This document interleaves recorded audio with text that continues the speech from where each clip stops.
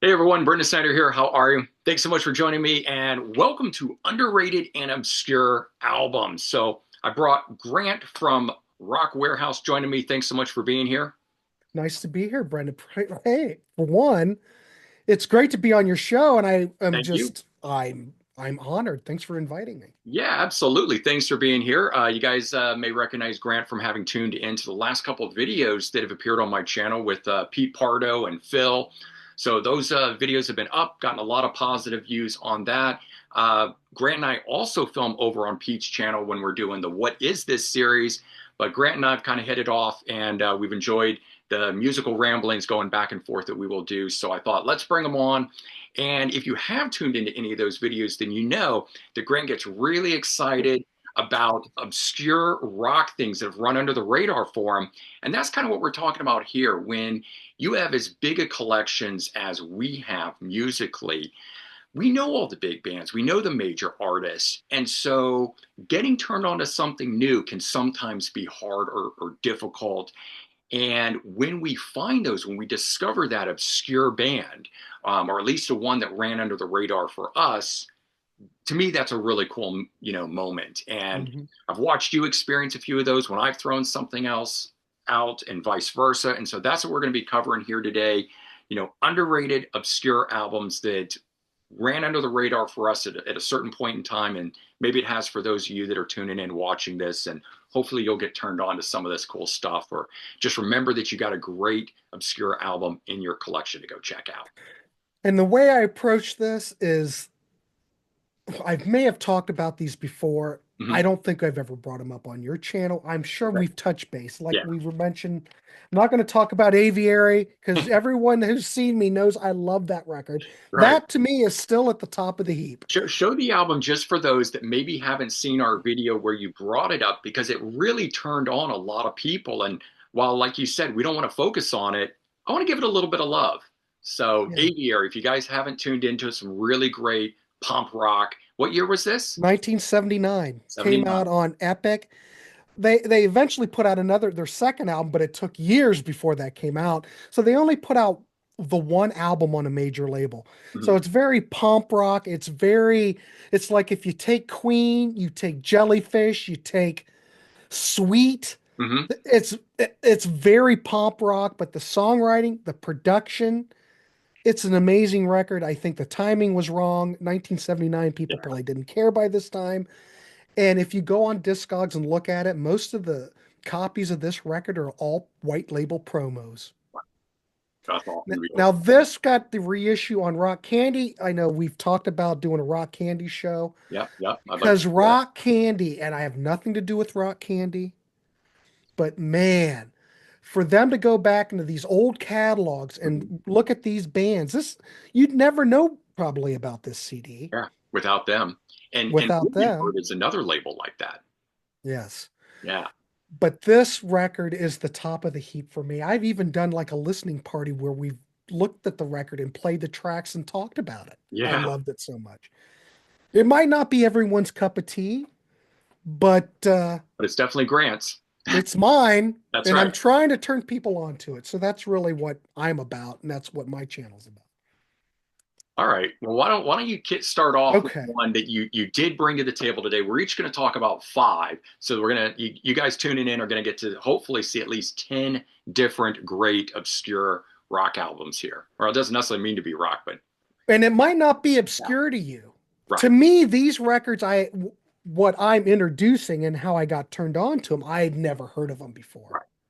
Yeah, Now that's we're going to so go chill. down the rock candy thing again. All right. And one of the records, and Brendan, I don't know if you own this, All right. but you should. And I don't know if I've brought it up. I don't know if I brought it up on Sea of Tranquility here, but we're talking about a band that also had an album in 1979, All right. came out on Capitol Records. And as far as I know, well, they put up a follow-up album with a different singer. Now, this record really didn't do anything. It's kind of like in that aviary category where you don't know where really to classify it. Okay. It's kind of schizophrenic. The production's great. The guitars are biting and enticing. But you might have one song that's very punk rock, but Hmm. then the next track's very power pop. Okay. You really can't pigeonhole this record, but I think it's absolutely brilliant. And I think it had a lot to do with timing. This album doesn't fit in 1979. We're talking, You look, gotta look hold it what up. year that I'm dying to know what this is. I'm talking Face Oh, Dancer. I know You this know? album. Yeah. Okay. I think I only have it on LP, but yeah. 1979 came out on Capitol Records. And don't forget, in 1979, Capitol put out The Knack. Yeah. Totally different. This has a lot of different musical styles. We've got hard rock, we've got pop rock, we've got pomp rock, we've got power pop. Come on, Yeah, you it's a put them. little when I first heard it, a little all over the place with it, Mhm. but for those that want to go on a musical journey, it's very interesting. And did they make more than one album? They made a second album. I think it came out in 80 or Yeah. 81. But it Never was, got a CD okay. release. Yeah. It's up on YouTube. You can go check it out. It's also good, but this I think's perfection. Now, we all hear things differently, Right, but right. man, is this a joy to listen to. I'm gonna have to go back, pull out. Like I said, I think I have this on LP. I'm gonna have to go pull that out. And it's one of those ones that sometimes I'm at the record store, like Princeton Record Exchange or something, Mhm. big one here in New Jersey, and I'll be thumbing through and I'll see it and I'll go, oh, that's on Rock Candy Records and it's in the dollar bin or something. And I'm like, I'm gonna grab Oh, just to check it out, sort of a well, anything on Rock Candy. yeah. And I've never seen a Rock Candy release in the dollar bin, but if And there's any Rock Candy releases that you yeah, see, you just buy them. just buy them. I do. Yeah. I'm So, pretty much yeah, pretty much that way. but this ended up in the cutout bins immediately. No Mm. one got it. It's a crazy record. The guitar will rip your face off when you hear it. But if you like Led Zeppelin, Cheap Trick, combine Led Zeppelin and Cheap Trick, Sweet and Queen, but you got this, It so you might sounds like it. great, man. I love it. What I love it. yeah, what will be fascinating is, when I like I said, I'm pretty sure I have this on LP. I'm gonna dig for it later. When I probably checked it out at that time, I didn't know what I was going to expect. I had no idea behind it. Now that you put it in context, I'll go in and probably hear it completely different than I did at the time because Sure. I'm going to go into it with your enthusiasm, your excitement here, and the four bands that you use to describe it. I'll probably go, oh, now I sort of get what they're all Mhm. about, right? But sometimes when you put those things on cold, and that kind of happened, I'm sure, back in the day with it, didn't know how to categorize it, how to promote it, how to do anything, and maybe people didn't know how to react to it. But yeah, I'll have to check that one out. Yeah, you might as well go online and check out the second album was called About Face, Okay. and they changed out the singer, Yeah. which I don't know if that had anything to do with it. Mhm. I don't know much about the band. You go out and search information about this band, and there's not much because they were just kind of a blip on the screen. Mhm. But that's what I dig. I love it. Why didn't this make it? Well, obviously, when you listen to it, you can figure out why it made it. It's just all over the place. But hey, Yeah. no There's one turning right you away. there. Yep. All There you right. go. That's So my so first the choice. first one that I'm going to talk about, interestingly, is also from the punk rock genre of things. And why this didn't make it, I don't know either. It is 1981, so it's a little later than that, after the heyday of it. But this is actually the second album from the same lineup, but they were under a different name before it. Hmm. So, Force 10, you ever heard of them? Never heard of it. All right, so this is You on, know, Brendan, I'm going to be spending money today yeah, because well, of you. Go ahead. I can hardly wait to hear about it. so this is the debut studio album from the band Force 10, 81. But before they were called Force 10, they were called Russia. And they had an album out in 1980 that also ran under the radar that didn't do anything. Both of them have been reissued by Wounded Bird. 2007 for Russia, 2008 for this one here. But when I listen to this is sort of like a hard rock version of Styx. And if you can imagine J.Y. Young singing everything, Mhm. that's how this is. The vocal style on it is not the pretty boy Tommy Shaw style stuff. It's the more animated kind of I don't want to say crazy sounding, but the J.Y. Young singing style. And that's this album here. And it caught me right from the get-go. I ordered this off of Amazon because it was $3.99 brand new. I don't know why they were selling it so cheap, but I saw Wounded Bird, $3.99, and I said, you know what? I don't care. I'm just going to order it and get it. And I Hmm. got it and popped it on, and it just blew my mind. And it's one of those albums that, for as long as we've been filming the What Is It series, I've Hmm. had this on the list to bring up to talk about if we ever do like just a one album wonders that can go off in this kind of tangent sort of a thing, but great progressive pump rock stuff. So yeah. And you were talking about it with the last band. There's so little information about this group. They're from Seattle, Washington. I know that much. They apparently changed their name from Russia to Force 10 because of the whole Cold War thing and just, I guess, some negative connotations Oh, behind it. But outside of that, I don't know that any of the guys did anything else. I couldn't find anything. okay. Since we're talking this, and really, what Brendan and I are trying to do here is turn you on to things. Yes. Now, to just And to each help, other. I'm looking this up on Discogs like everybody does. Everybody on these shows, Yeah. we go, oh, you're turning me on to something. I'm going to look it up. Right. It's on Discogs and it's not expensive. In fact, Yeah. uh, you can get sealed copies. It's cheap. Yeah.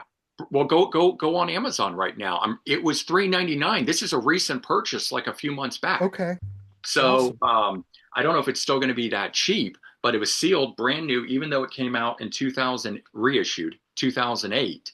Okay. I think they can't move them, so they just dropped the price on it. Well, they're going to be moving them now after we talk about it, and that's Well, what always happens. after, Aviary, try to buy Aviary yeah, now, unless you can still get it, you know, yeah. on Rock. I don't know. It goes in and out of print. Yeah. I don't know if Rock Candy is still selling it on their website, but you can't just go to like Amazon and order All right. See, I cannot get away from spending money. it. Thank you. What was the record? Now, mention it again. You said the band before this was Russia.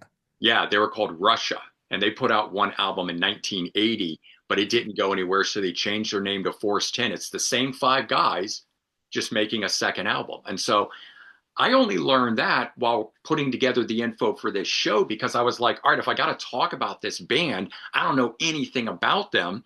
And so I found out they have this other album, and now I'm going to try and track that down when we're done with this I'm episode. seeing. Okay. So if you go on Discogs Russia, Uh-huh. oh, there it is. Yeah. Came out on Warner Brothers, 1980, Yep. right? Yep. Let's see if there was ever a CD. Wounded Bird put it out, Yeah. 2007. 2008. Okay. Well, I'm seeing. Oh, there's. So if I like this other record, should I go back and get Russia? I don't know because I've never heard Russia, but yes, that is my thought. Damn it! If I like this one so much, I've got to go get Russia now. God, I get all worked up. And they have a copy on Discogs. It's still sealed. Oh, because this one is not Russia's not available through Amazon. I know, like the marketplace on it. Probably out of print. You know how God, we are just talking crap tonight. But you know how Wounded Bird is. You'll have stuff that'll be in print, like Rigs. I could have talked about Rigs tonight, but Oh I yeah. won't. Another great record. It was in print, and then Hmm. the prices went up, and then it got back in print and get back in print and get. Yeah. Hey, that really, it went back in print Again. again. Yeah. Great record for anybody who hasn't heard Rigs. Yeah. Heavy metal soundtrack. They had two songs on the heavy metal soundtrack. Jerry Riggs, who now plays guitar in 38 Special, go check that out. That was We the selling point when you brought it up and you mentioned that he was the current guitar player in 38 Special. I thought, why have I never checked this band out? right. Then after I got it, remember I shot took a photo and sent it to you. That I didn't know Jerry Riggs had been part of Pat Travers' band.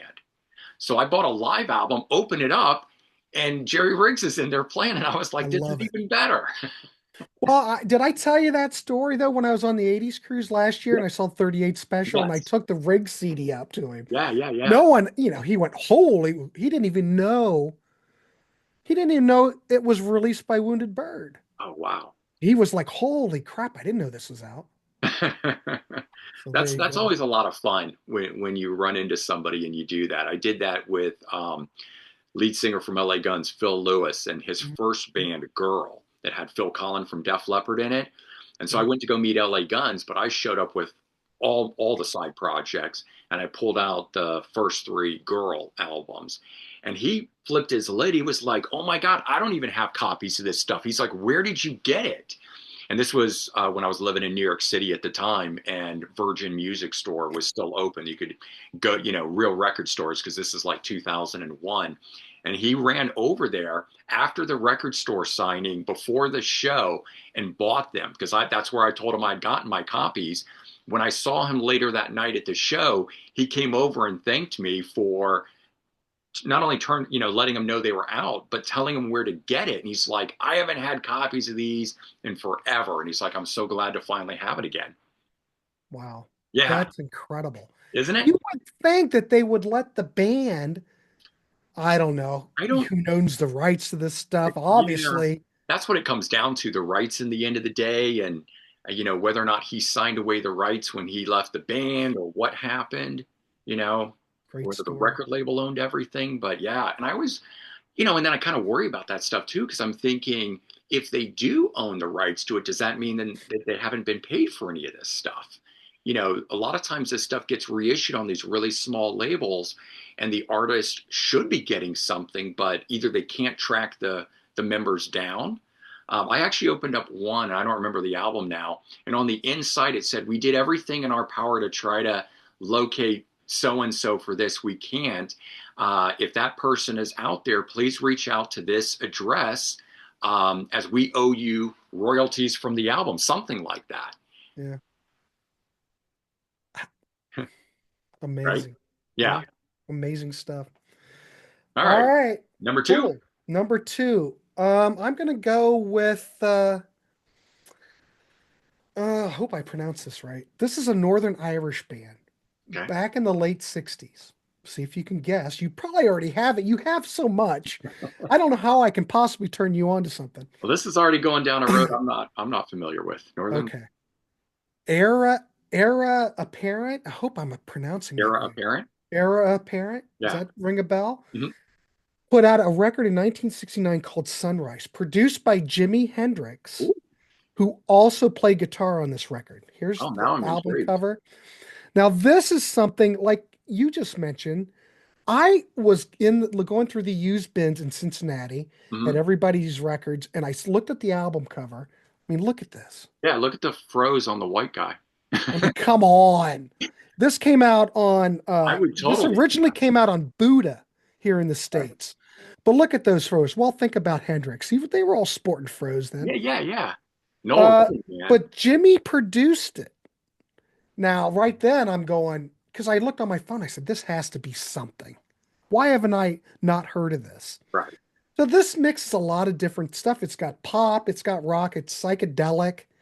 Um, the thing is, this band originally had a guitar player by name of Henry McCullough.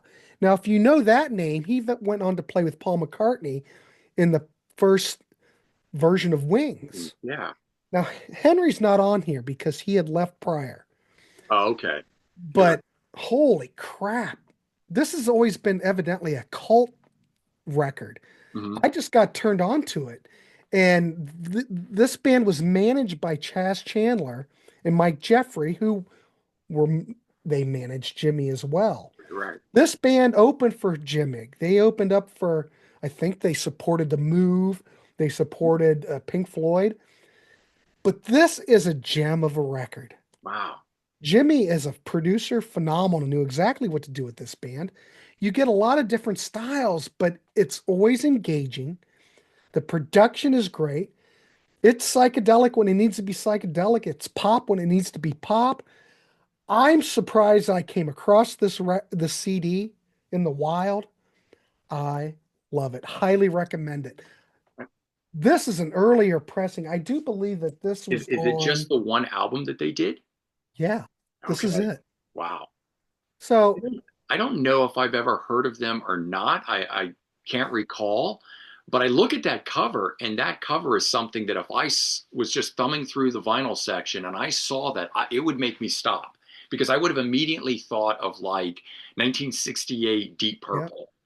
Shades of Deep Purple era, right? It's got that It's vibe. not that far off from that. Okay. And I love that, So those three albums by Deep if you Purple. like that, you'll probably dig this. All right. And the fact that Jimmy's playing on like 5 tracks Yeah, doesn't help it either if you're a Hendrix fan. right. So this is one that I can recommend, and this is a recent one for me. So yes, That's Irie Apparent. Check it out, please. Do yourself a cool. favor. Interestingly, then the next one that I'm doing, and I'm actually doing mine alphabetical, so it just is Okay. completely coincidental that what you're showing has a tie-in in the sense that you said that one there is a new one for you. This one I just picked up a week ago. So Okay.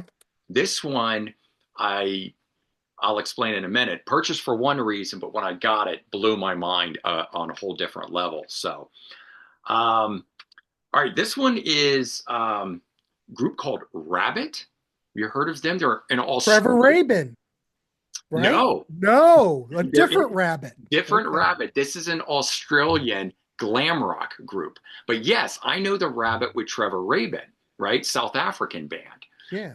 This is Australian, but the claim to fame here is their frontman is Dave Evans, the original singer of AC/DC, which is Okay. also why the name is, and there he is right in the middle. This is on Bad Reputation Records, right? So your bees that you showed in one of our other videos Holland. had led to Holland, right? Okay, so that's the label doing this. So I was on the label to pick up a recent reissue from Mama's Boys. Wasn't getting it through Amazon, decided to go direct to the label, got that, said if I'm ordering from the label, what else do they got? And I'm scrolling through and I saw this and I was like, wow, I've never seen anything from Dave Evans in print. It's 1976. This is their second studio album. And so I said, I'm just going to throw it in the cart and get it anyway because Dave Evans. And get home, arrives, get it, start listening to it. And it's basically like if AC/DC was a glam rock band, meaning having the like harmonizing vocals of the Sweet, but having the riffing of AC/DC with like Alice Cooper influences in it, this was just so good from start to finish. It was like I put it on. I thought I'm just going to listen to a little bit of it before I like go to bed. I Mhm. listened to the album 2 times through because I was just so into it. I was like, I'm not going to bed. I got to listen to this thing. Got up in the morning, put it right back on, and I've been listening to it this whole past week just nonstop. Wow. Yeah, I can't say enough good things about this. Like if we had filmed last weekend when we were originally supposed to do this episode, for Yeah. those of you watching, we pushed this off a week. I wouldn't have had this as part of it. And so I almost said to myself, nah, it's too new. I just got it. I can't, include it as this underrated, obscure album. But the more I listened to it, I said, Rabbit, what is it called? It's Too Much Rock and Roll, second studio album from 1976, featuring Dave Evans. Dang. I didn't even know that existed. Yeah, I didn't either. I knew that he had been part of a band called Rabbit, but I didn't actually know that their albums. I didn't know that they had actually recorded and released. I thought it was just a band he was part of. Whenever I read the little bios about the once former singer, and the fact that they're now pressed on CD is like wow. We should give a little bit of props to Bad Reputation because of the stuff that they do put out that no one else really has touched. Like Oh, we've talked the absolutely. boys, we've talked the bees, Right. we've talked Holland, kinda. We've touched on it. I have a whole stack here of bad reputation stuff. Yeah, and Brett, I have all the sounds great on them. I haven't Oh noticed yes, anything that, absolutely. and they're out of France, so it's Yeah. check it out or at least go to their website. And again, I have nothing to do with them. We're just trying to promote stuff and get the music out there. But man, check out their label because okay, You what's know who all right? I don't know that. What is that? Pipe Dream? This is Yeah. Tim Bogart from What Cactus and Vanilla what Fudge. year? Um, 79.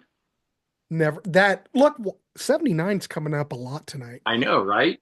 Uh Or- Anybody know Pipe Dream? I never Yeah, heard of it. there's Tim Bogart there. That looks like something out of Spinal Tap. Yeah, right. It could be. But this was one of those ones that I didn't know anything about, but it was Mhm. on Bad Reputation. I saw it pop up. It's a recent reissue. from 2023. And I now when I just see these things getting reissued, I say, okay, YouTube it, try to find something to give it a listen. I checked it out, and it again blew my mind.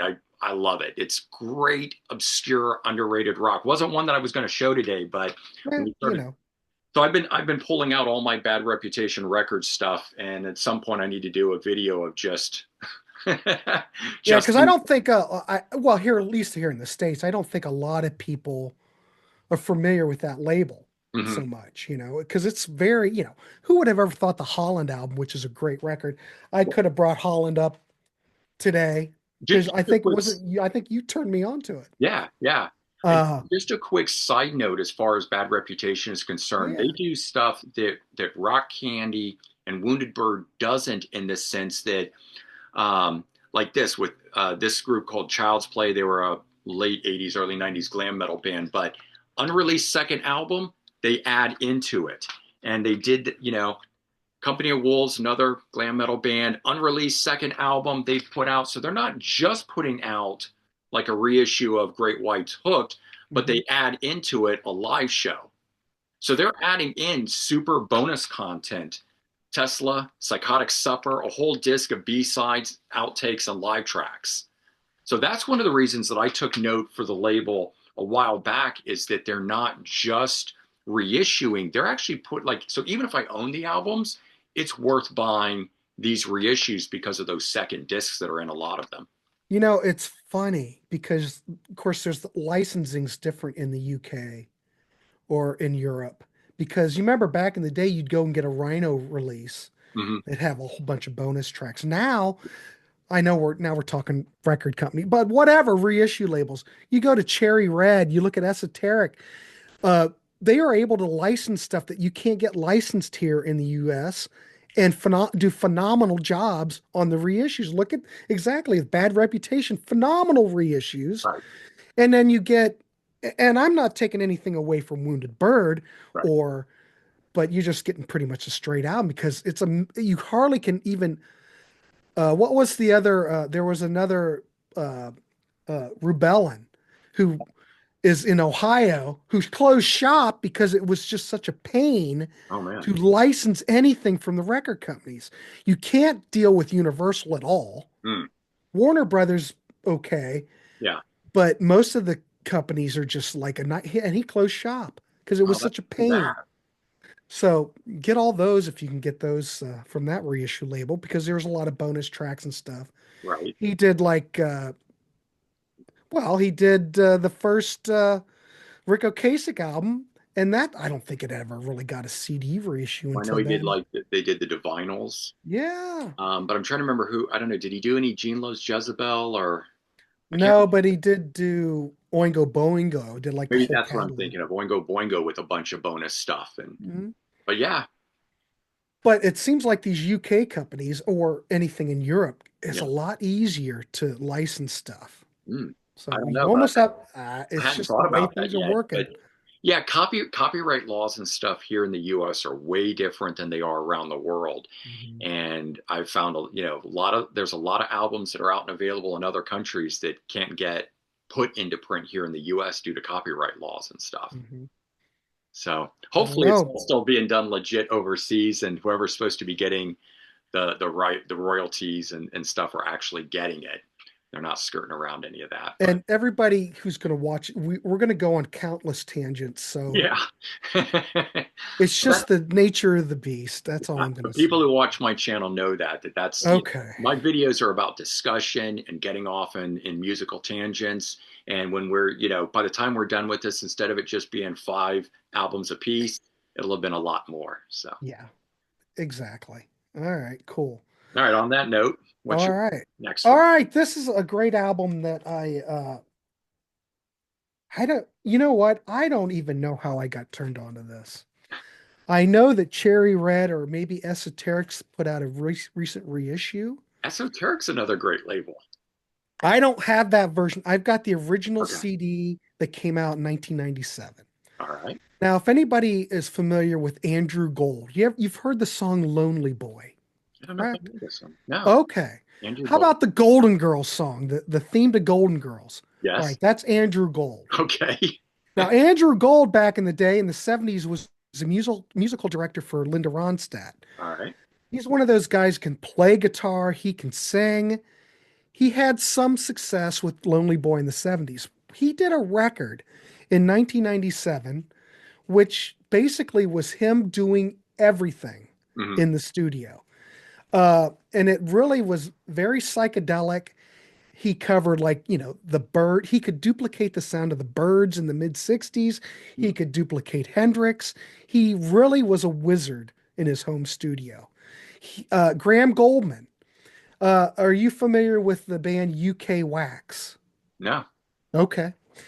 That was with Graham Goldman, who was, if we know Graham Goldman, wrote a lot of stuff for the Yardbirds, a big songwriter, was in 10cc. He is on here and they do a remake of a Wax UK song. Anyway, we're gonna go with the artwork's not great. Okay. Greetings from Planet Love, and the band is called the Fraternal Order of All. Oh, wow. That's a name.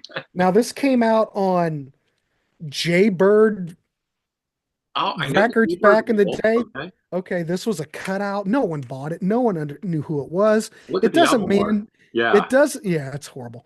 It doesn't mention Andrew Gold on here, Uh-huh. but this is absolutely brilliant. If you like 60s psychedelia, you like something that sounds like something from the era. If you like the Dukes of Stratosphere, Hmm.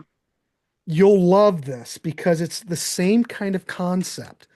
So they even kind of parody themselves, kind of like the Dukes did. Yeah. It's all fake. None of these, you know, this band doesn't exist.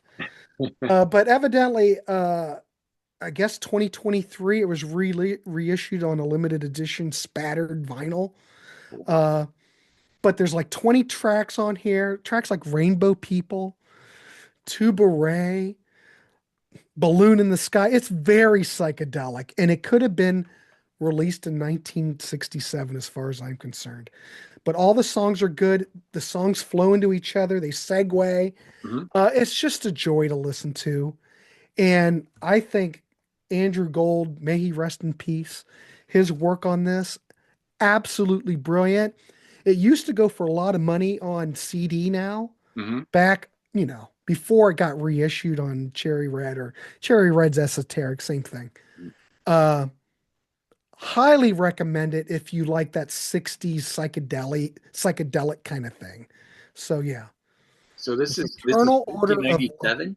huh? 1997, you said? Yes, Wow. So 30 years on from the whole psychedelic movement, but uh, nails it. Andrew Gold is the only person doing the music because you said it was Yeah, but he has some people, he'll like have different vocalists come in, but he's playing everything. right. And he does have, like I said, he does have Graham Goldman come on and do a vocal Hmm. on a track that was something that they had already done. But You if you love it. love the Dukes, you'll love this I don't because know, it but I'm is, curious now. Anything that you are raving about I is love something it. that, yeah, that I want to check out and know. But if I saw that album cover, I would run away from it. It's horrible. Well, they put a new album cover on the reissue. That's why when you mentioned that there's a reissue, I'm like, oh God, I hope they fix the album art for it. Yeah, well, it's low budget. I mean, but it's But it's also 1990s, right? right. Like Yeah, the look of that, and when people were first starting to do their own computer-made art for their albums, the do-it-yourself sort of thing, there are so many albums of the mid to late 90s from these do-it-yourself artists that look that way. It totally 100%. screams 1990s. Yeah, So no wonder it didn't do anything. yeah. The only copies I've ever seen, well, when I ordered it, before the Esoteric CD came out or the record or whatever from that label, they were all usually cutouts because no one knew it was Andrew Gold. Did Andrew And Gold, well, beyond doing, so the song that's in the Golden Girls, is that from something or he just wrote it for the show? no, that was from an album that he did in the 70s. Okay. Because he I had a have no solo idea career that even after came from anything. he was part of Linda Ronstadt's band. Wow. Uh, and after he did left that, he got signed. He had first album came out in 75, which is phenomenal. Mhm. And he had like four albums come out. His last album, I think, was Whirlwind in like 1980. Mhm. And then he just kind of did studio stuff after that. But very good guitar player, very good songwriter, great vocalist, Yeah, sounds like very unknown at this point. right. Sounds like an all-around musician that could really kind of do a little bit of everything. Yep, 100%. All right. But highly recommend it. All right. So for my next one, this is another Bird Records reissue. Reckless, No Nope, Frills from 1987. You ever heard nope, this nope, one? nope, don't know Okay. it. Debut studio album. They did eventually release another album in 2015, but I think only like the bass player was, still from this group. So really one and only album. They're a New York band.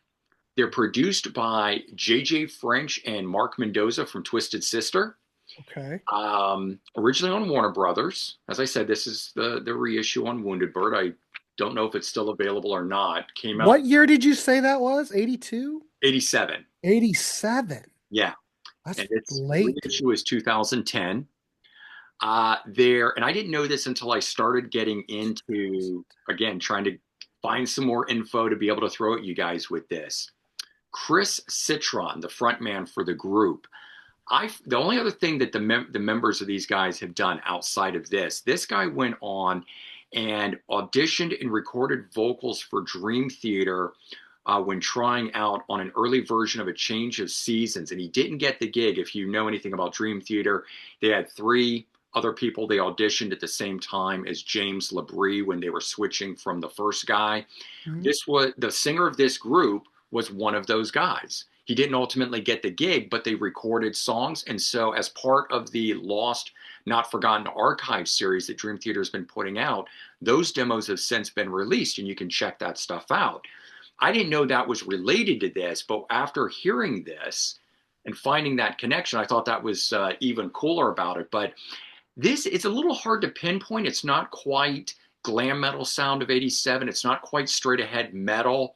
It's definitely, like the title says, no frills rock, no frills hard rock sounding stuff. Kind of reminds me of Riggs. Yes, okay. So it's awesome that you pulled that back up. Okay. When you showed Riggs, remember I said, "Oh yeah, I've got that," right? This Horrible was the cover. this was the album I was thinking of. I had Okay. picked this up, and for whatever reason, I mixed these two up. Then I go to my collection after we had filmed the video, and I go, "Oh, I don't have Riggs," so I ordered it, right? But yeah, that's it's funny that you put that together. So I think it's great. I don't really know how to describe it other than saying it's good, no frills, hard rock style music.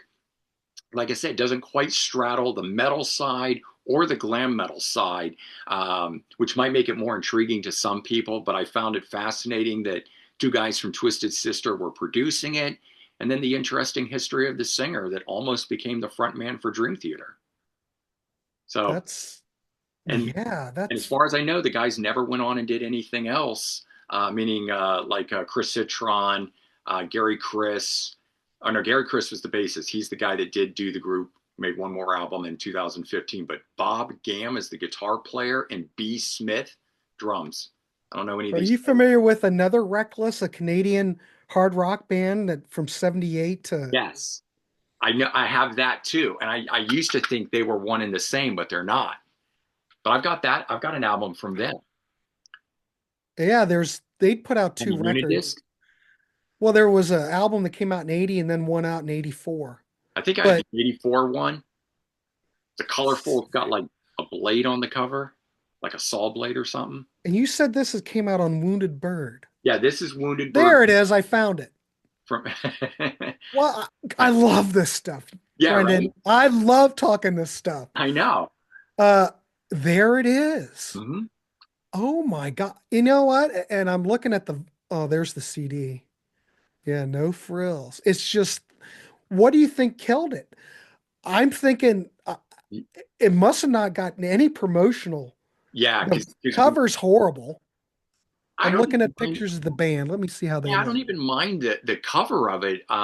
It might have killed it, but like a lot of these, like Riggs, hold Riggs back up. I think that album cover totally killed it.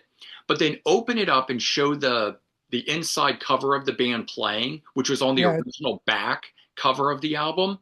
If that had been the cover of it, yeah, look at the band. They if look cool. they look cool. If that was the front cover, I think the album would have done more.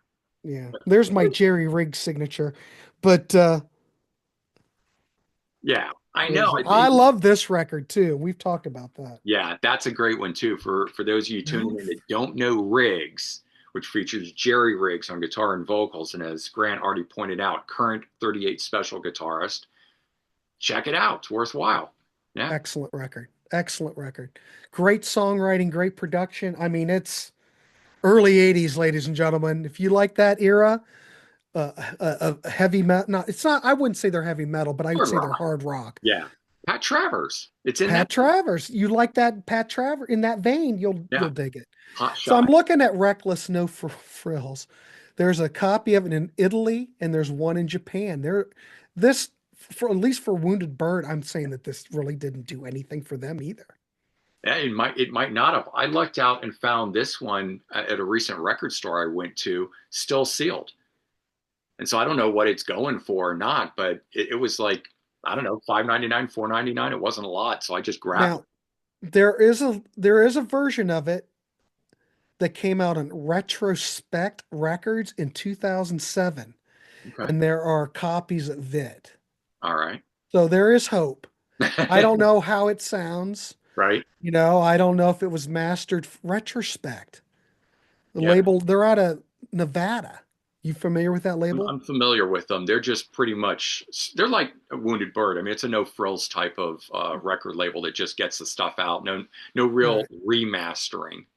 Okay, but that's fine. Yeah. It's available if you're going to listen to. If anyone, I'm already putting an order in, ladies and gentlemen, because whatever Brendan says, I'm down. I love this stuff. I just love getting turned on to this stuff that we I've need to never get heard. Or get some graphics on here that every time Grant hits the buy I know button, it's it's bad. ching and it's like 18.99 or whatever the price is, People, like and flies across the screen. don't tell my wife because Yeah, right. it's not good. But people know my channel. Oh, Grant's going to go crazy. And then there, yes, I do. Yeah. Man, I love this stuff. You're not helping my wallet, but No, not at all. That's yeah, a couple things you've been of the first three that I've well, hopefully people that are watching this video are going to leave a comment because I really do want to know about you, and you do too, about all these bands that we're talking about, if they oh already know them yeah. or, if they're going If to go out people and check know them out. if people know more information than we know about it than what we're saying here, then yeah, leave that stuff in the comments because I See. was scouring the internet before getting on here, and there's really very little info about these first three that I've talked about. Now, with Reckless, real quick, I know we're never going to get through this show. There is a second Disorderly Conduct came out in 2015. So evidently, I don't know anything about it. Right, but that's just the bass player. That's That's just the bass player. So it's okay. yeah, that's why I only just learned about it too prior to putting this together for the show. But considering that it doesn't have the guitar player or the vocalist, I probably will omit that. I think it's just the bassist trying to cash in. Um, but you never know. It Could looks the album cover, I can't put it up here, but it looks very punk rock to me. yeah, yeah. It well, they moved away from the no frills, and created an image, but the do it yourself kind of thing makes it look like it's still in the whole punk Yeah. rock attitude. Yeah, great stuff. All right. All right, Excellent. All right. next up for you. My next one. All right. This record came out in 2021, Oh, all and right. no one really knew about it unless you were like on the inside track. But I think this record's absolutely wonderful. You've got the Bissonette brothers or the rhythm section, All right. Greg and Matt, and there goes the balloons. Greg and Matt, and this is a super group because Rick Springfield is playing guitar and singing on this. The Red Locust. Do you know I've that? I've heard of it. I don't have it. I only recently found out about it. Okay, this is phenomenal. All right. This is the insert. You have no information. It basically says nothing. Oh my You God. would never know. Here's the CD.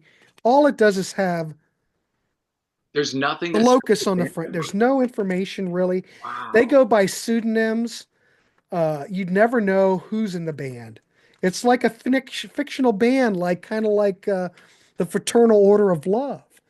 So, but it is Rick Springfield and Greg and Matt Bissonette.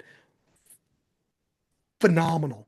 The Wow. best way I could probably describe this, and you seem to be a theme with the stuff that I like. There's 10, I would say it's mostly power pop. Hmm. If you like power pop, Yeah. and it's very Beatley, very inspired by the Beatles, a lot of Beatle-esque type of melodies. Hmm. Um, I guess it originally came out on limited edition vinyl where the band signed it. Oh wow. It went out of print. I'm pretty sure it's out of print now. I think the CD probably goes for about 40 bucks. Jeez. Um, But you got to know who they are because there's no well, information on it. there's no info, but that's who it is. And Rick sounds wonderful. If you're into that, it seems to be, I'm into this one thing on this show. I'm into more than that, but this is what I'm throwing out because no one knows about this. They eventually did a CD release like I've got. It went out of print, Mhm. and now I don't know. There's been critical people raved about it. I It's that's it, that's where it is. I've heard about it. This is the first time I'm seeing this thing, but I've read little bits about such and such Red Locust release. I'm like, what is that? What are they talking about? but it's got a certain. It could have been released back then. Uh, Not totally, but man, the production is killer. I don't know anything about it because you can't get any information about it. But So it's what do very you think? Beatles, very energetic, psychedelic at times. Perfect power pop. If you like power pop, you like the Knack, you like 2020, 2020 is this good. is right up your alley, ladies and gentlemen. See if you can find it. I don't know. Maybe it'll get a re-release.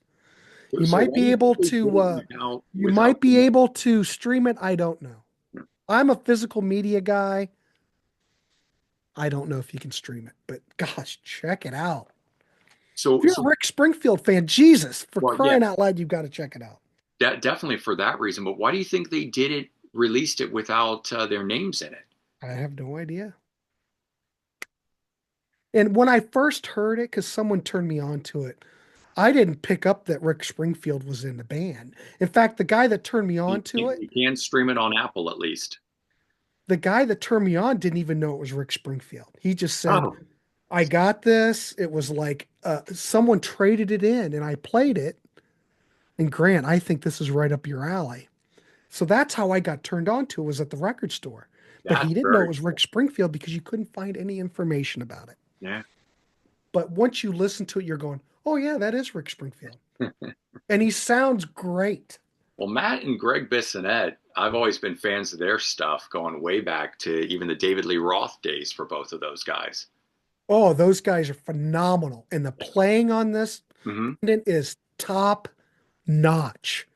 Even Rick Springfield playing all the guitar parts because he Yeah. was, back in the day, that's Guitar what he player. did. He was the lead guitar player for, oh, shoot, what was his band? The Australian band. Uh, the Brain. I don't remember. Well, that's where he got his start. He All was the right. lead guitar player in the band in Australia before he came over to the States. Yeah, before he became the actor. Yeah, well, and that he was talking about that. I heard an interview and he said that just happened to happen. He's a musician, you know. Yep, That's what he came over here to do, not to be an actor, but you have to pay the bills. that's right. So that kind of took off. But anyway, highly recommend the Red Locust. So go out and All right, check it we're out. definitely getting some good obscure ones today. This is awesome. Jesus, this is just like crazy. All right. All right, moving back over to uh, Rock Candy Records, AOR Melodic Rock Band, 1984, 84. Okay. Billy Satellite, I've heard the name. okay, Danny I have Chauncey on guitar. who? Danny Chauncey from Mm-mm. 38 Special, Okay. All right. And Monty Byram on vocals from Big House, the country rock band. Th- Okay. those two guys are in here. Just look at the guys on the back of this thing. Like, and it's what you'd expect. Oh, they are also the ones who wrote and did the original version of "I Want to Go Back" that Eddie Money later covered in 1986. Okay. So they did that. They didn't have a hit with it themselves. Eddie Money gets the hit later on. Opening track on this, "Satisfy Me," sounds like a classic. When you hear it, you're going to go, I must know that from somewhere. It is just so good. You're thinking that you know this song, but they didn't have any real success. This died on the vine, but it basically sounds like a cross between 38 Special, Eddie Money, and Survivor. I'm in. Yeah. Rock I'm Candy in. Records, Billy Satellite, one and only album, at least as far as I know.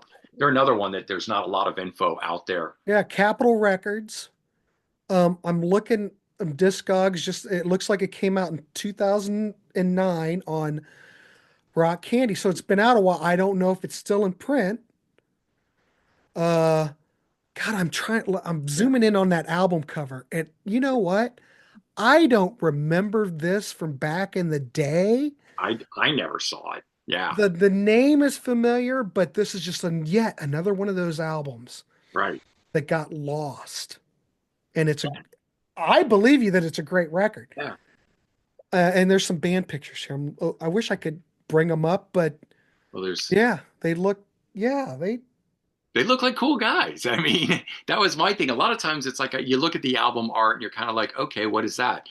And then you right. look at the band and I'm like, okay, the band looks like somebody that could really rock and I'll give it a chance. But once I found out that um, you know, they'd done the original version of "I Want to Go Back," the Eddie Money, that later Eddie Money has the big hit with, and I knew it from Eddie Money, but I'm always interested in finding the original versions of those kind of songs. So, Yeah, I'm with you 100%. It's Don kind of Dietz like you hear produced that it. original version, you're going, oh, it's like Jules Shear. I love Jules Shear, and you listen to like the Bangles, If Hmm. She Knew What She Wants. That's a Jules Shear song that was on his album from what, 80, 81, 82 or something. Hmm. Love Jules Shear. Such a great songwriter. No one's talking Jules Shear. Uh, but there's some albums that I could recommend from the Jules Shear catalog today, but we're not. But Save that one for another episode. there you go. All right, I'm down. I'm gonna have to find that. I don't know what the availability is of it. See, I think a lot of these rock candy CDs, you only are able when you do a search. Hmm.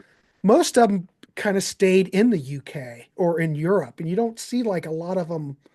I don't know how they did their distribution on some of this stuff because some of them you can never find like on Discogs in the States. Yeah. How did you come across that CD? Did you find it used? No, no, I was able to get it off of Amazon. Okay. I think this is a pandemic purchase, Okay. 2020. I went down a rabbit hole of Rock Candy Records releases, and it would just basically be I'd look up, find five bands that had something out on Rock Candy, order them, and then get them and listen to them. And this was one of them, along with Cobra, that has Jimmy Jameson from Survivor. So, like, I was just going down that road. Oh, somebody famous was in this band early on. Let me check it out. Yeah, I love it. Yeah, and then this was one of the ones that when I got it and popped it in right from the opening track, it was like, this is heads and shoulders above everything else that I'd been getting. Well, good stuff, great albums, but this was just like, how did this not become a hit? How was this not the big thing? 1984, the music sounds right, the era's right, everything is right. They obviously didn't get the right promotion or something happened. But Just to follow up, because we're like you said, we're trying to turn people on to stuff. yeah, Billy's Satellite, evidently it's imported because I think some of the rock candy stuff, I don't know if it's all imports. I know they no, have an it's office all here. import. They don't have a U.S. company. It's import distribution. It's still in print. It's available on Amazon. So there Okay, you go. So you can cool. get it just to That let is everybody know. Okay, my final pick, and I don't know, Brendan, if we've talked about it, but this is very obscure. I know you can get it on streaming services, but this Okay. is a band from Columbus, Ohio. This came out in 1996. 10 tracks. The band consists of David Tweed guitar and vocals, Bill Garbo on drums, Scott Gorsuch on guitar, and Bob Watts on bass. Now, this band eventually turned into a duo, but on this record, it is a full band. It was released on, it was self-released. It wasn't on a label. Okay. Band just put it out. And DC Toontime, who comes on my show, turned me on to this, and I said, wow, you're describing something that I think I might like. Mhm. So I went out, took a chance, and got it. And I absolutely love it. This is just right under aviary, probably. Oh, Uh, wow. I like this. We're talking, I don't know if we talked about it. Lollipop Factory Yeah. soon. Have we Yeah. talked about that? We did. We did. This was that the one and done show that we did on what is it? Probably. Yeah. But Yeah. we're bringing it up again. I don't care. No, no, it's okay. This This is so good. first time So, on this channel. so if you like, okay, if you like Queen, if you like King's X, if you like Jellyfish, if you like Sweet, you take all those bands, combine them into one, and you have Lollipop Factory. It's heavy at times. It's very Queen-like at times. Uh, it's bombastic. It's Mhm. psychedelic. It's power pop. If you like Freddie Mercury vocals, it's very similar to that kind of vein. But this is a Columbus, Ohio band that put this out on just their self-released. There's no label on the back. It's just self-released. Wow. Now I know you can stream it. They put out another record. Now when we did that one and done thing, Yeah. evidently they did put out a Okay. second album. But whatever. I've never heard it I've because had that happen. it's never okay. It never has been released on physical media. So as far as I'm concerned, if you're not putting it out on physical media, this is the one and done. It's one and done. 'Cause, I could listen to it, but is it really, really released until it's really out on physical Until it's media? in your hand and tangible, it's just It's not. mythical. I love this. I'm gonna have I to don't check know it if out you can again. find it.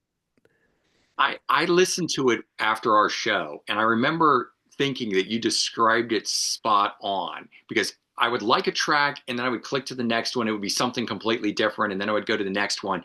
And so, at least for my musical mood that day, I was like, not working for me. Maybe I'll explore it another time. But I've definitely been into that. I mean, you mentioned Sweet a couple times today.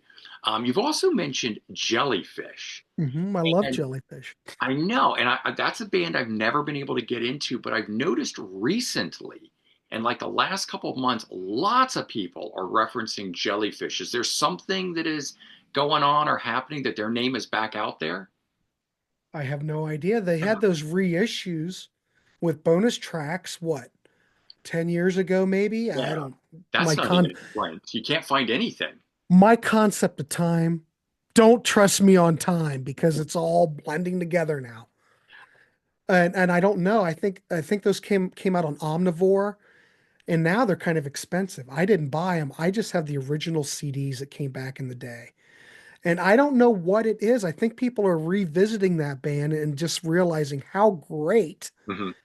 the production, the songwriting, it's just amazing because they figured when they did their second album, Spilt Milk, they might not be making another record after that. Hmm. They always were struggling with selling records, and they just never took off. And I think now people are looking back, going, "Oh my God, this is great stuff."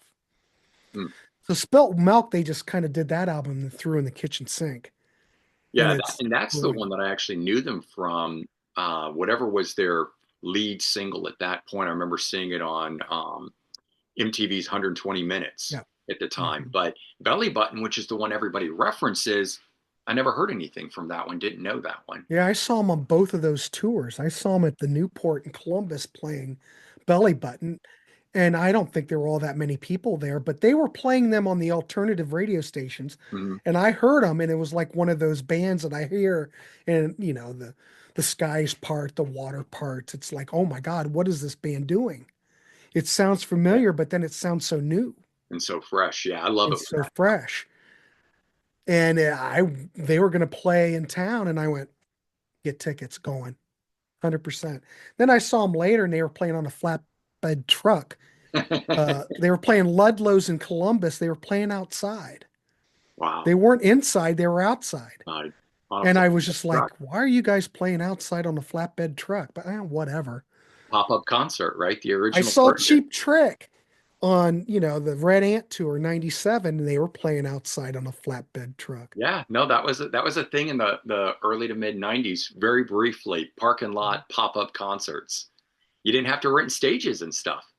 But yeah, Jellyfish, I could have talked Jellyfish for this show too, Yeah. to get the love out because a lot of probably newer, younger people may not know that band. And I think it's phenomenal. You'll never get anything like that again, I doubt. No, probably not. That was a perfect storm of what was going on at the time, right in between different genre shifts, popularity of metal versus grunge. They were, what is a Belly Button was like 93, Yeah. 92, something like that. Yeah. And come on, grunge was out. They had no chance. Yeah. And I like these bands that are trying to go back, and wouldn't say they're totally retro, but they are to some degree. Mhm. Uh, but yeah, I totally was into them when I first heard them. I said, this is fresh, even though it's not fresh, you know. So there you go. All right. Couple different ones. Lollipop Up, Factory. upward. God, if you can find it, do yourself a favor. At least go out and listen to it. Give it a chance. And maybe it might not be your cup of tea, but you have to appreciate what this little band in Columbus was doing, at least production wise. And there's not that much information. I know they've toured, but yeah, this was an actual four-piece band. Now it's a duo, but man, check it out. Yeah. On Apple Music again. So, Now there is that the second. Yep, yeah, it's this on one. there. I've never heard the second record, so I can't comment on it. But 2007, it says. I don't know if that was the real release. And then uploaded 2020. So, Right.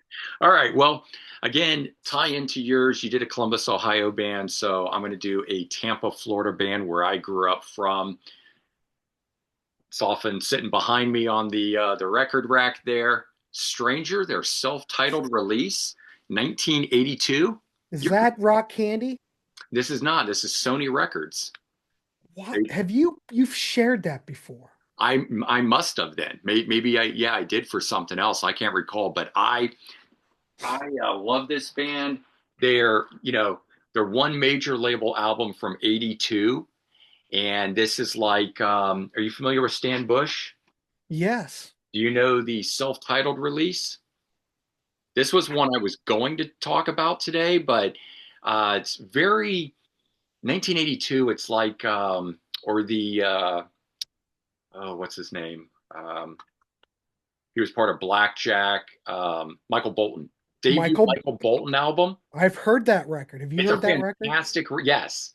Well, that's a lot of what this is, and that's a lot of what this is here. So, not Okay. to scare people off with the words Michael Bolton, but if you know that debut album, it's a really great sort of pop rock album.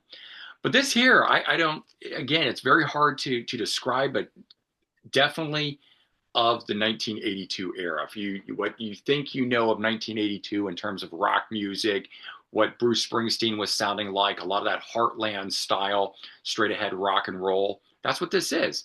It looks more of a heavy. Oh, those guys really. Yeah. That looks more like a hard rock, Yeah, could I should almost be have a flipped it metal over to band. show you who the guys looks like because you're right. This looks more hard rock metal album cover, kind of a strange thing with the eyes in the hand. I always forget that, but this is what the band looked like. And so they did the one album, the one major label, got dropped from it. The band would stick around until 1995 doing self-released albums in the Florida area, which I became very hooked on. Greg Billings, the front man, I don't know, formed a friendship somewhere along the way with Brian Johnson of AC/DC. Okay. And so Brian Johnson appears on Greg Billings' solo albums and different things all the time. They share the stage with each other because, Brian Johnson also lives in Sarasota, which is very close to the Tampa, Florida area. So there's a lot of connection in that regard, just in terms of, a popular person that thinks the world of Greg Billings, and Greg Billings being the front man of Stranger. And Greg Billings continued on long after Stranger hung it up in 1995, continuing with his Greg Billings band, and he only just retired a few years ago. But for a guy that basically was a local act for 40 years of his life and only on a major label for a couple of years in 1982, definitely worth checking out. And for those people that do know who Stranger are, and occasionally I'll run into somebody, that knows, and it's always one of those things that people are just like, oh my God, you know who Stranger is? So I always keep this thing out, and occasionally people will comment, they'll see it behind me, they'll go, is that a Stranger album? I So mean, you can see probably why it didn't take off because that album cover's a little bit yeah, questionable. it is, It's right? not like I don't like it. Yeah, the funny thing is I hated this album cover for years, and only I think since getting the LP, a friend of mine was down in Florida traveling for something else, and he came across a copy of it. I don't even know if no, I didn't leave the price tag on it, but it was like, I don't know, $3 or something. It was nothing, and I was just like, yes, I'll take it. Original Epic Records release on vinyl. Nobody else cares about it, but I love it. No, that's stuff well, Yeah. obviously that's Well, why that's I'm the here. stuff we love exactly, but Now, I did look on Discogs, and what you've got is the original domestic pressing of the CD. It yeah, did get a couple of other pressings. I can't, I've yeah. never heard This it. this is the first time it was pressed on CD from a Sony Music Special Products in 1992, the 10-year anniversary. I've got one of those. You've heard of the Elvis Brothers, right? Yeah. Well, they have a similar one that came out at the same time, and now that CD goes for like 100 and I found one for $1. Oh wow. It's I got both Elvis Brothers out, the first two Elvis Brothers albums on it. And my buddy that's phenomenal. Schnee's going, I really like to have that. Well, sorry.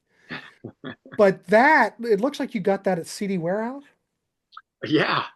Yes. I love it. I know I've left a sticker on it for just that reason because it just good memories tied up in that store. Yeah, so 6.99 back in the day. I have never, I know we're on a tangent, ladies and gentlemen, but I have never seen that in the used bins. I've never Oh, seen that in the dollar bin. I It didn't do anything. No, it didn't do anything. Absolutely. And this I found in Florida, which I'm absolutely shocked that I managed to find one that wasn't snapped up because they're still very well known in the Florida area, especially with them continuing on as more of the local type artist, just self-releasing albums. But I came across this at 6.99 and I about shit myself. I was And just, that came out in 92. yeah. I mean, wow, it just seems like there's just Sony was putting out some weird stuff around that time. Well, this is 82 Yeah, but it did took 92 for it to ever even somehow. have a digital release on physical media. Yeah. And I Yeah, find they that built just up enough notoriety. They were, without a label behind them, without anything, they were still the fascinating. biggest band in the Tampa area, still, selling out, small Love it. venue places, but I mean, playing big type shows, and nobody was behind them. They couldn't get signed, couldn't get arrested, kind of a thing. So I Mm. think the label said, oh, let's put this out on CD and see if it does anything. 92 is like a 10-year anniversary. I'm guessing it still didn't do anything. Otherwise, the band probably would have gotten snapped up and re-signed. Oh, definitely. Yeah. Definitely. Awesome. God, I've Yeah. spent some money today. All right. So there you go. Five albums a piece plus all the little extras that we threw in there. So yeah, you guys are walking away with 10 plus obscure or underrated albums. I mean, that Red Locust one that doesn't even say who's in the band. I mean, talk about obscurity. Most people who even have it probably don't know who's in it. And why didn't come out as at least promote the band. Right. I know it's probably a one-time project, but it's brilliant. You didn't even put it out as a Rick Springfield album. I'm wondering if it's a rights issue, like between whatever label he was signed to and the Bissonette brothers, and they just decided to do it without any names attached to it and release it, or maybe they just didn't want the idea of the supergroup Yeah, attached to it. They I have wanted it no to stand idea. or fall on its own. It's well worth going out and seeking. I will leave it at that, you know. And that's recent stuff. Yeah, Man, that's amazing, that you is know. cool. It's cool that there's still stuff like that coming out that's flying under the radar, even in the day of the internet, where we really should know everything. But then again, look at some of these other bands we were talking about where we can't find anything on the internet about them. Right. Yeah, so Oh lots well. and lots and lots of good music still out there, even if you have big collections like we have. I myself have got over 13,000 CDs, and I'm still discovering new things between Force 10, which is a relatively new one that I've discovered, and Rabbit, Australian glam rock from '76. I mean, it still can happen, man. People oftentimes say, like, what are you buying? How do you even find anything new to buy after you have that much stuff? There's tons of it out there. You yourself have bought a couple things this episode. Yeah. So But I do find this by having my own channel and you have a lot of people coming on your channel and you collaborate. Well, like we're yeah. doing, we're talking about stuff that maybe someone else might not know about. Maybe you have, Mhm. and you get turned on to stuff. That's how I'm discovering things now, Yeah. just by talking to so many different people and so many different shows. It's just a discovery, and there's so much great music that slipped through the cracks. Yeah. So true. Rock Candy Records, Wounded Bird, all those labels are proven it time and time again with Mhm. their re-releases. So all right, All everyone. right. Thanks for Well, tuning in on this episode here. And certainly thanks to Grant for coming on my channel and sharing your love and enthusiasm of all things obscure and underrated in terms of rock. Yeah. And you got some stuff coming up that you want to talk about in terms of on your channel or where you might be uh, appearing? well, Pete Pardo and I just did an episode on Loggins Messina, so that just went up on Pete's channel. So we did an album ranking on them, trying to turn people onto that. On the Contrarians, we've got the Wednesday live chats that we took a little break because I went on the 80s cruise, so now we're back doing them. Right. So we have a panel on there and we talk about, well, different album covers and stuff like that. In the Warehouse, what do we have coming up? Believe it or not, Stephen Schnee and I were just on, and we just did a show. You're gonna laugh, but we did a show looking at Donny Osmond in the 70s, just to see if was there anything there? Yeah. And what was the consensus, or The do I need to go consensus around to find was out? okay, and we also did a show on the Osmonds, and I think the Osmonds are a different Okay. animal. There's a lot more to the Osmonds than you think, but Donnie was pretty much a lot of fluff. There was a lot of stuff that you might look at and go, oh, well, that's a good pop song. A lot of his later stuff, he only did like, I think his last record was like in 78 or 77 before he took a long break. I mean, it's okay, but I think a lot of that Osmond stuff is where it's at, like Phase 3, The Plan, uh, Crazy Horses, those records, the trilogy, and we've talked about it. We've turned a lot of people onto that stuff because I think the Osmonds were a lot more than just some pop band. Hmm. They really wanted to rock hard. And it was just fun looking at it because Yeah. you have a preconceived notion like, oh, this is just junk. Well, Yeah. let's do a show on it and see what there is. What it really is. Yeah, no, that's Eh, true. I do it like was just fun. giving a new look at something after a long time of thinking it's one particular way. And our musical tastes change over the years. So even if it really was that to you at one time, 10 years down the road, it can be something entirely different. And it's fun. The Warehouse, we try to keep it vast. Right. And let's just look and let's just talk about it. It might not be anything we not might like, but Right. hey, we're talking about it. At least we're checking it out. Exactly. And it's a good conversation. It's all about the conversation. So, Yes, yes. All right, and then over here on my channel, so it's that time of the month, the end of the month at least, in terms of album release schedule time, talk about what's coming out for the month ahead in April. So that's going to be posting soon. I did another video with Anthony Coviello over at Sound Exchange, and we talk about the issue with shipping delays and why record stores don't always have that new release on release day.